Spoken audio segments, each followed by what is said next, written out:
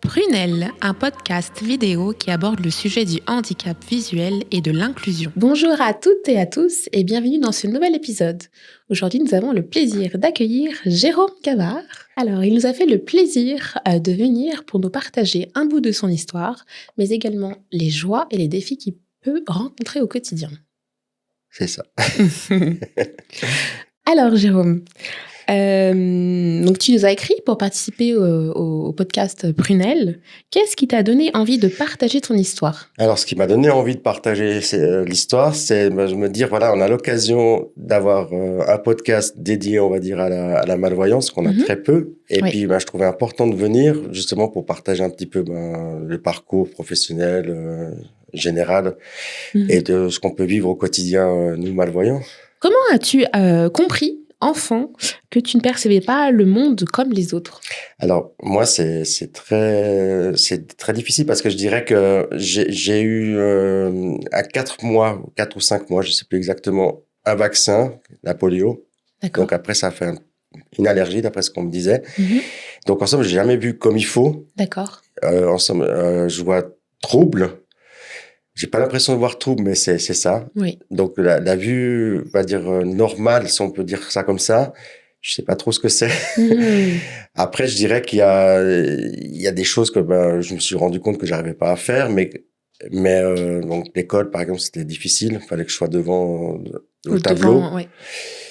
Mais dans l'ensemble, je l'ai assez bien vécu, donc voilà. D'accord.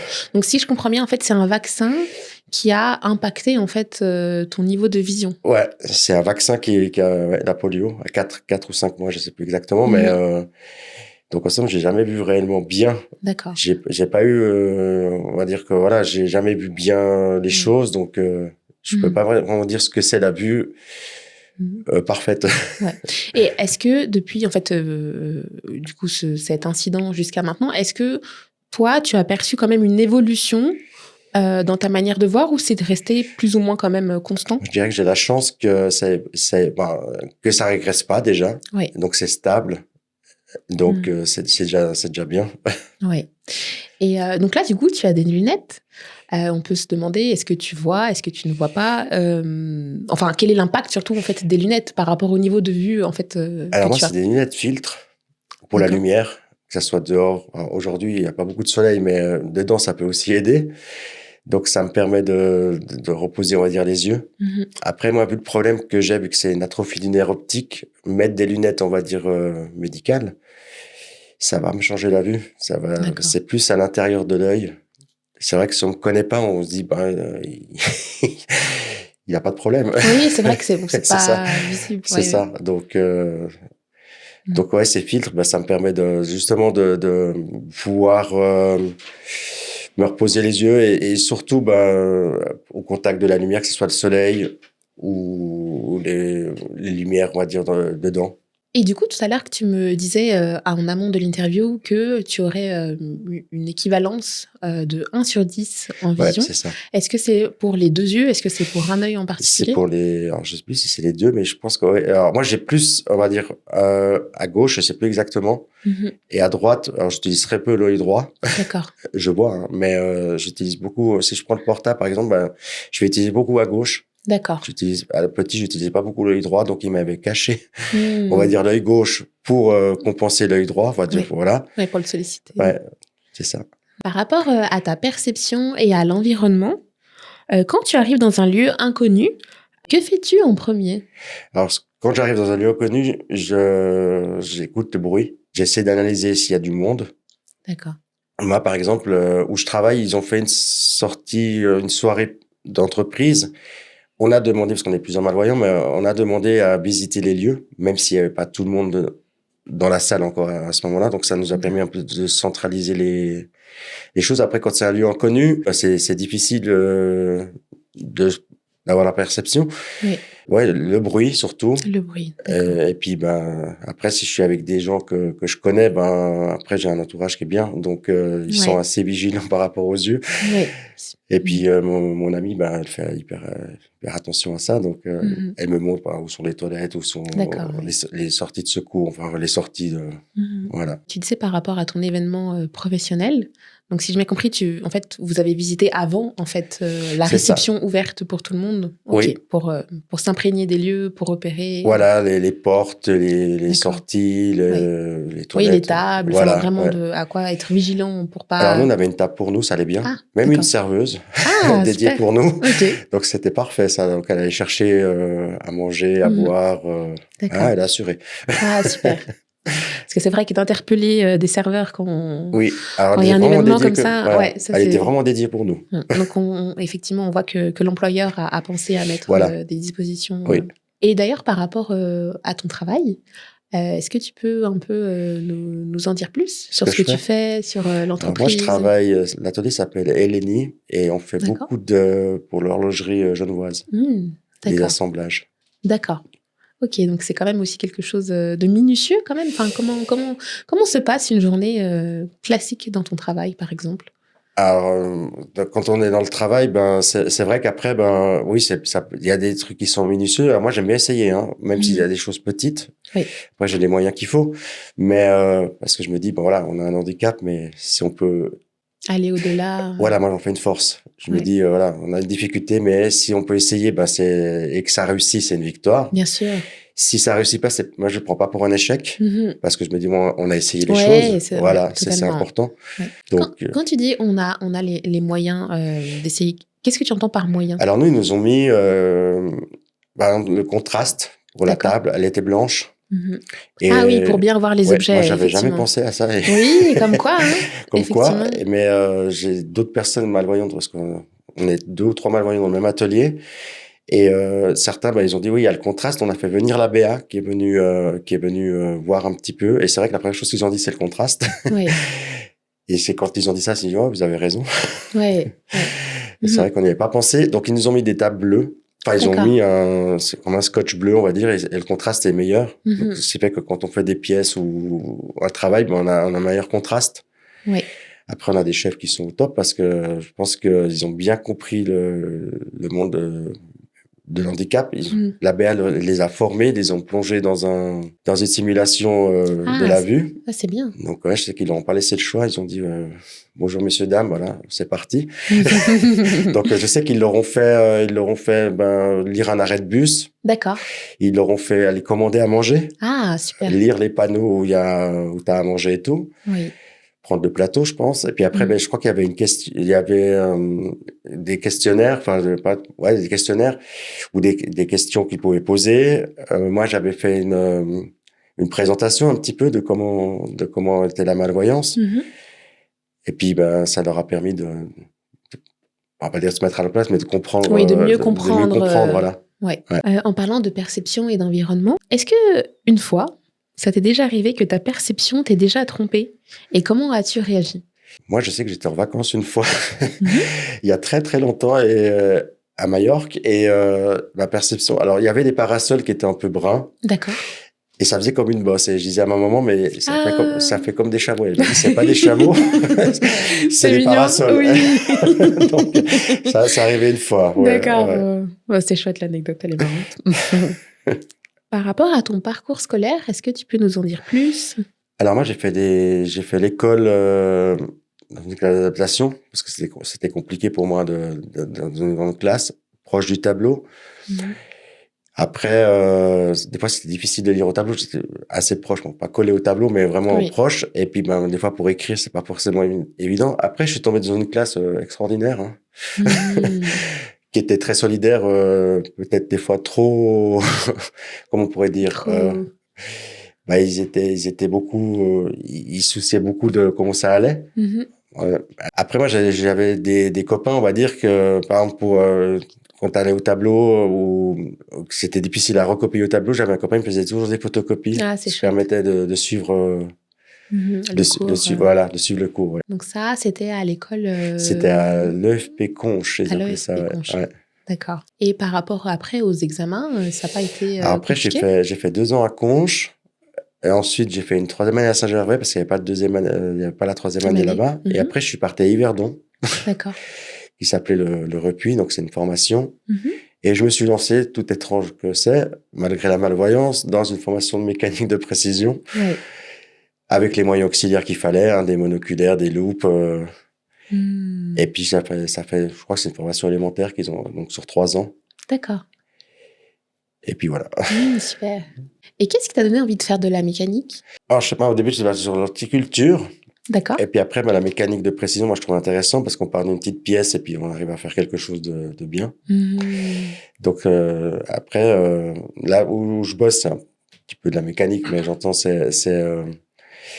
je trouvais intéressant, moi, de faire ça parce que, je me dis, on est malvoyant, mais voilà, quelqu'un qui est malvoyant qui fait de la mécanique, on va pas c'est avoir vrai que, beaucoup. ouais, c'est vrai qu'on n'aurait pas pensé, mais comme quoi c'est faisable.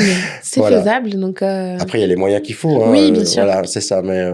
Et heureusement, parce que sinon ça n'aurait pas été possible. Ouais. Alors, je sais que tu es très actif sportivement. Tu fais du cécifoot. Ah ouais, là, je fais plus pour l'instant, mais j'ai fait du cécifoot, ouais. D'accord. Est-ce que tu peux nous en dire plus? Le cécifoot, donc oui, c'est un sport qui est adapté pour les personnes malvoyantes, D'accord. qui joue à 5 contre 5, avec des patchs et un masque oculaire. Là, c'est quoi un patch?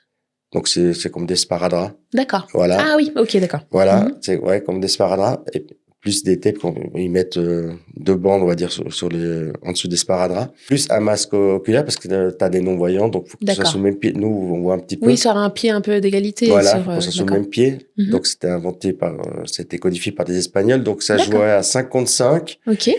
Avec un ballon sonore, avec des grelots. Pour se repérer. Ouais. 2 barrières latérales sur les côtés. Oui. Pour éviter que le ballon soit de l'autre côté. Il faut on va éviter, il faut le cadre. Et puis, sauf le gardien qui lui est voyant. D'accord, oui, pour heureusement. Oui, sinon ça aurait été très compliqué là. Heureusement. Et donc lui, il va nous guider tout ce qui est, on va dire, derrière sa défense. Au milieu, tu as un guide, on va dire, le coach, qui va guider tout ce qui est au milieu du terrain. Et derrière le but adverse de l'équipe adverse, tu as un guide offensif qui lui va guider ses attaquants, qui va leur dire voilà, faut vous positionner là, le ballon arrive à tel endroit, et puis au moment il sent qu'il peut tirer, il va lui dire de tirer. D'accord. Après, je dirais que ça change pas trop du football, hein, c'est les mêmes règles, il n'y a pas de remise en touche, il y a des corners, il y a des coups francs, et puis il y a un mot très important. Ah oui, c'est quoi? C'est voy. Voy. Voy, ouais, moi je l'ai oublié plusieurs fois, hein, ça m'a coûté des fois des gros bleus. Ah oui, c'est quoi? C'est voy, ça veut dire je viens. D'accord. Voilà. Et donc quand on a le ballon, on dit rien parce que les gens, l'équipe adverse l'entend. Donc voilà. Mais si on n'a pas le ballon, on doit signaler qu'on est là. Si on signale pas, ça fait une faute. Ouais. Ah. Et puis ça peut faire mal. Ouais, il peut y avoir des bousculades.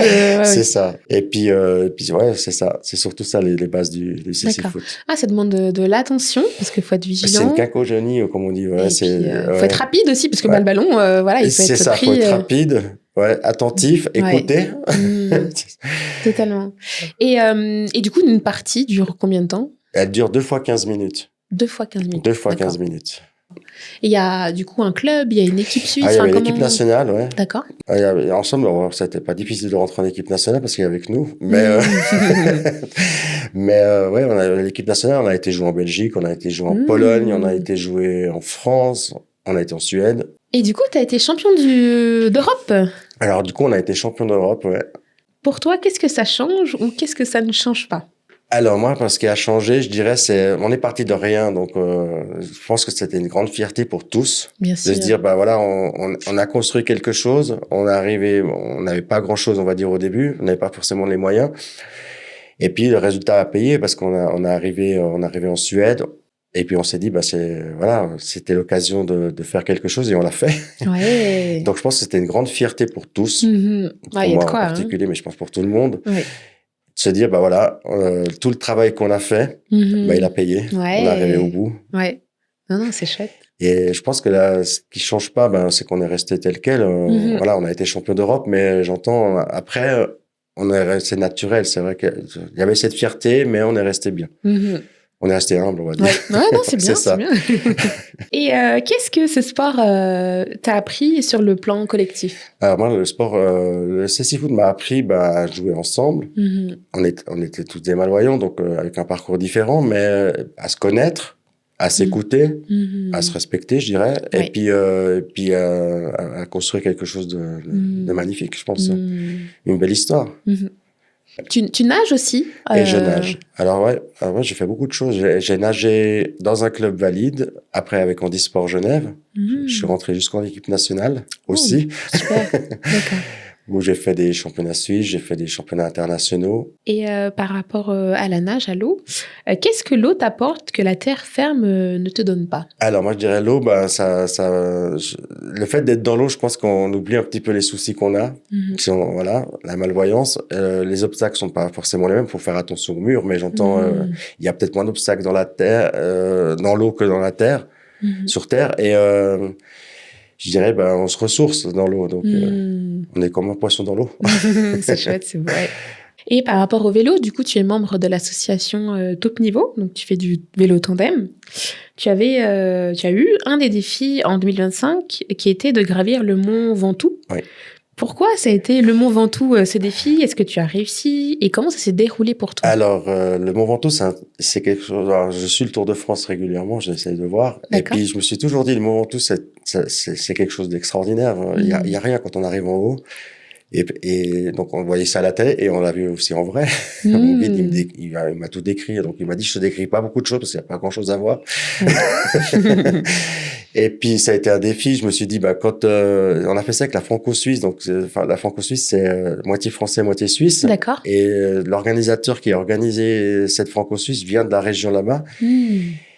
Et quand il a proposé le Mont Ventoux, j'ai dit voilà, on va le faire une fois dans sa vie. Oui. Donc le fait de le faire avec l'association, ça a été quelque chose de magnifique. Ouais. Et ça a permis de se dire voilà, c'est un rêve qui se réalise, d'avancer, de se dire on va y arriver. Du coup, t'as réussi, alors... Du coup, j'ai souffert, mais j'ai réussi. Ouais, ça grimpe, hein, ça grimpe. C'est à combien d'altitude? Alors, l'altitude, je me rappelle plus, mais par contre, je sais que c'est 21 km de montée. Ah oui. Et tu pars direct, hein. Donc, ah oui, parce que si tu t'arrêtes en chemin, c'est fini pour toi. Tu remontes plus. Ouais.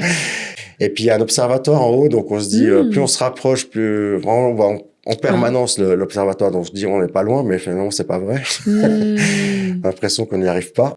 Est-ce que tu as aussi des défis sportifs en 2026? Alors, j'ai pas encore trop réfléchi, mais je dirais que j'en ai un qui, je sais pas encore trop le programme qu'ils ont fait cette année, mais je pense que l'année passée, j'ai fait 900 km, on va dire, de l'année. De vélo? De vélo, ah ouais. Oui, sur toute l'année, 960, je crois, quelque chose comme ça. Okay. Donc, si je peux faire un objectif, je dirais, si je peux atteindre d'avoir des 1000. Ah, passer le cap, ouais. Ça serait magnifique.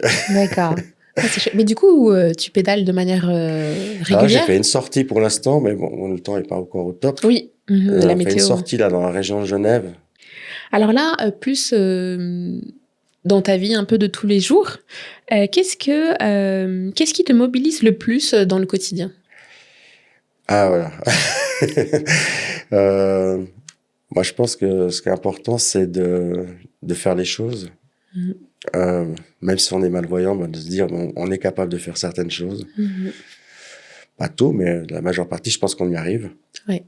Donc, d'évoluer, moi, je pense que c'est important. Le handicap pourrait être perçu dans la société comme une identité.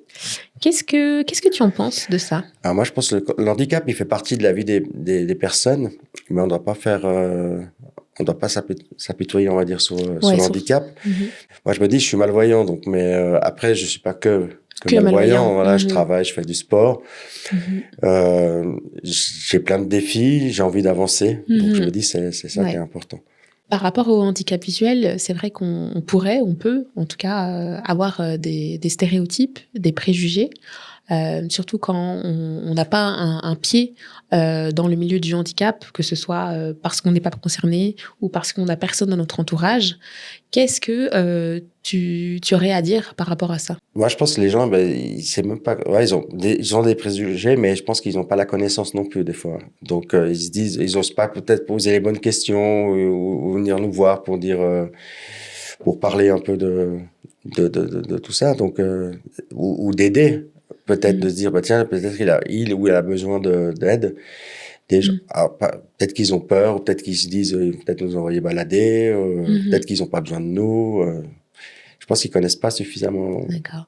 Donc toi, tu penses que le fait qu'il y ait une méconnaissance, quelque part, ils gardent en tête peut-être des idées reçues sur Peut-être il y a qu'est-ce ça. que le Ouais, handicap. moi, je pense qu'il y a un peu de ça, ouais. C'est pas qu'ils veulent pas, mais c'est qu'ils se disent, ou peut-être de faire faux, de se dire, voilà, je peux peut-être les aider, mais peut-être que si je vais peut-être pas, peut-être bien les aider, on va dire. Donc, peut-être que si je fais faux, je vais me faire gronder, alors que c'est pas forcément le cas. Ouais. Ok. Du coup, en arrivant au studio, tu es arrivé avec un outil qui t'aide à te déplacer, à te repérer. C'est la canne blanche qui est juste là. Oui. Est-ce que tu pourrais un peu nous expliquer comment l'utiliser au quotidien et pour toi, à quoi ça t'aide en fait Alors moi, je l'utilise il y a pas très longtemps, hein, parce que je me dis, enfin, il y a pas très longtemps. Je l'avais, mais c'est vrai que je l'utilise pas tout le temps.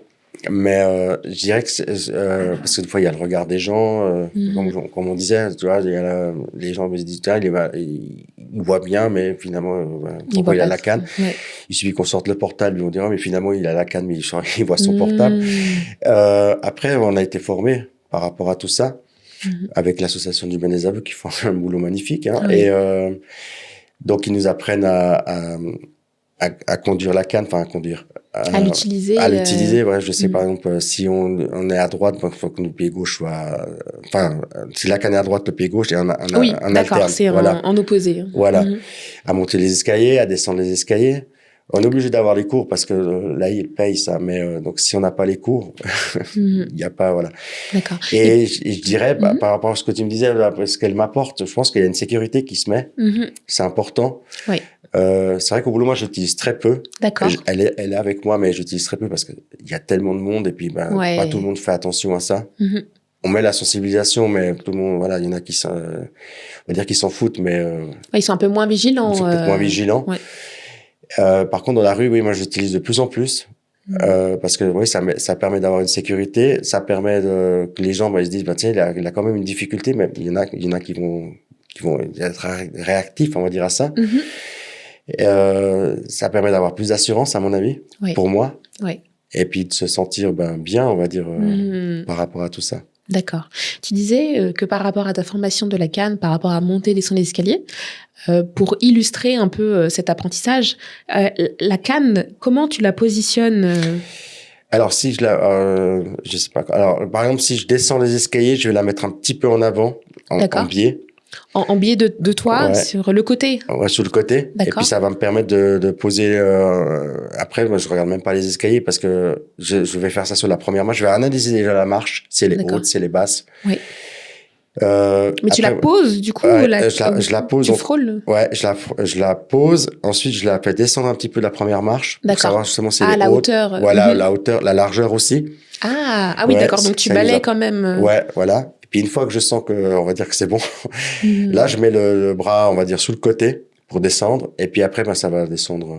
Alors des fois, t'as des marches, après ça s'arrête. Des fois il y a un plat, et puis après ça redescend. Donc là, faut recommencer, on va dire. Mais ça, ils nous apprennent tout. Et puis pour monter, je dirais, pour monter, on tend le bras en avant.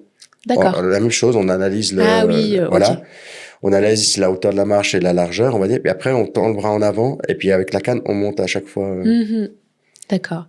Et cette formation, du coup, elle dure combien de temps? Elle peut durer le temps qu'il faut. Ça peut être 2, 3, 4, 5, 6 leçons, ouais. D'accord. Ça, c'est vraiment on va dire l'ergothérapeute qui va voir en fonction de comment on dirige les choses. Et comme je disais, il va faire un parcours avec nous, il va nous suivre. La première fois avec nous, la deuxième fois, il est toujours avec nous, mais il est plus loin parce qu'il s'assure qu'on le voit pas. Oui.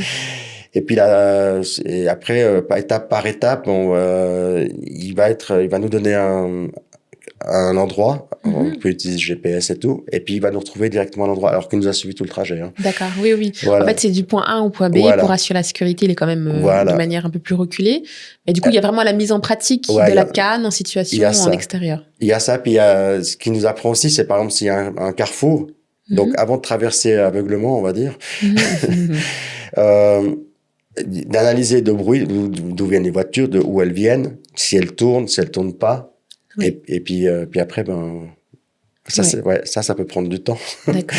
D'ailleurs, en parlant de traversée de voitures, au feu, ou feu tricolore. Des fois, il y a le boîtier. Il y a le boîtier. Est-ce que comment l'utiliser? À quoi il sert? Comment on Comment se l'utilise? repérer? Comment on l'utilise? On l'utilise. Moi, je mets toujours la main dessous. Il y a une D'accord. vibration normalement, donc je mets la main dessous et dès que ça vibre, c'est vert. D'accord. Ouais. C'est vert pour le piéton. C'est vert pour nous. Ouais. Donc à traverser. D'accord. Et ça, c'est pour tous les feux. Quand on met la main, ça vibre. Oui. D'accord. Alors, je sais qu'à certains endroits, Lausanne, je crois, ils sont même sonores. Oui. Voilà. Mais ici, ouais, ils vibrent. Ouais, après, je sais qu'il y a des endroits comme Lyon. J'avais entendu. Au Lyon, ils ont une télécommande. D'accord. Qui repère en fait la distance. On appuie dessus et ils vont nous dire quand c'est vert. Ah, d'accord. Ouais, donc ça va sonner tut. D'accord.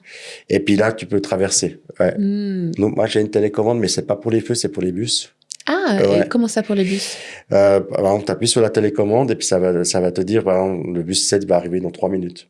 D'accord. Ou voilà, il va t'énumérer tous les bus qu'il peut avoir, donc le 7, le 9, le 11. Comment ça se passe? C'est que ça géolocalise là où tu es? Enfin, comment il sait quel arrêt et quel bus? Alors, je sais pas comment il sait. D'accord.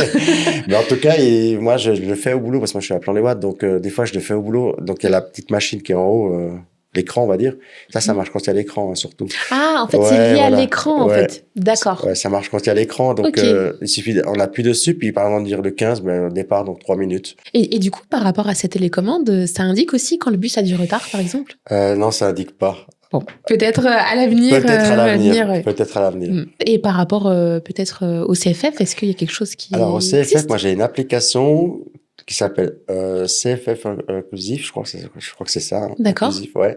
Et qui a été créé par l'UCBA, qui ont développé ça et qui, je crois, ont eu un prix pour ça. Et par exemple, si on tape, c'est tout en vocal, donc on tape, par exemple, si on va aller à Zurich, donc il va nous dire, voilà, c'est à telle heure, sur le quai numéro 4. Après, ça nous indique la porte, donc là, il y a une vibration qui se fait. On appuie sur un scan, je crois que c'est ça. Comment ça, la vibration, pardon? C'est une vibration, donc plus on se rapproche de la porte, plus le portable va vibrer. Ah, d'accord, plus on est près, en fait. Il y a quelque chose qui capte qu'on est près du train, du bon train, en tout cas. Ouais, il faut qu'on mette il y a l'appareil photo, je crois. D'accord. Ça va se mettre et ça scanne et on approche le portable, on va dire, de la porte, on essaye. Oui. Et plus ça va vibrer, plus on arrive vers la porte. D'accord. Pour rentrer comme pour sortir. Ok, super.